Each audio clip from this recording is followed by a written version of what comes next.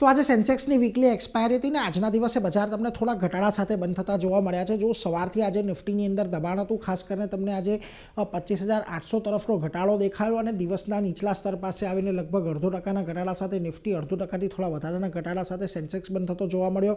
Nifty બેન્કે આજે થોડુંક ટકાવી રાખવાનો પ્રયાસ કર્યો પોતાની તેજીને, પરંતુ એમાં પણ એક સીમિત દાયરામાં કારોબાર જોવા મળ્યો અને દિવસના અંતે લગભગ ફ્લેટ લેવલ પર આપણને બંધ થતો જોવા મળ્યો છે।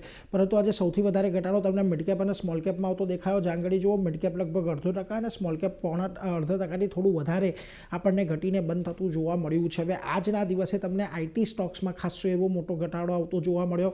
નિફ્ટી આઈટી ઇન્ડેક્સ ઓલમોસ્ટ 5% ઘટ્યો। રિયલ્ટી, ઓઇલ એન્ડ ગેસ આ બંનેમાં પણ તમને એક મોટી વેચવાલી આવતી જોવા મળી, પરંતુ અમુક સેક્ટર એવા પણ રહ્યા હતા કે જ્યાં આગળ તેજી હતી, જેમાં ડિફેન્સ કાઉન્ટરમાં જુઓ તમને એક તેજી જોવા મળી અને ફિન નિફ્ટી એટલે કે એનબીએફસીઝ વાળા અને ફાઇનાન્શિયલ સર્વિસીસમાં થોડા ઘણી જગ્યાએ તમને તેજી જોવા મળી।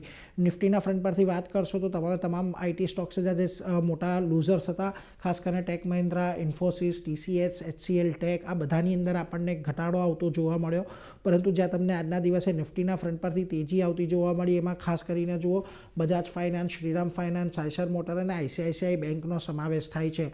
મિડકેપમાં પણ જે આજે ઘટનારા સ્ટોક્સ હતા એમાં આઈટી સ્ટોક્સનો જ આપણને વધારે કોન્ટ્રીબ્યુશન જોવા મળ્યું। જુઓ ખાસ કરીને કેપીઆઈટી tech, કોફોર્જ, Oracle finance, Tata Alexei જેવા સ્ટોક આજના દિવસે ઘટીને બંધ થતા દેખાયા, પરંતુ જ્યાં આગળ તમને તેજી આવતી જોવા મળી આજના દિવસે મિડકેપની અંદર, ખાસ ત્યાં જુઓ મેક્સ ફાઇનાન્શિયલ, હુડકો, મુથુટ ફાઇનાન્સ અને ટ્યુબ ઇન્વેસ્ટમેન્ટનો સમાવેશ થાય છે। ઓવરઓલ આજના બજારની ખાસ કરીને વાત કરીએ તો આજે દિવસ દરમિયાન આપણને ઘટાડો જોવા મળ્યો છે। જો કે 25,800ના સપોર્ટને નિફ્ટીએ ખાસો એવો જાળવી રાખ્યો છે।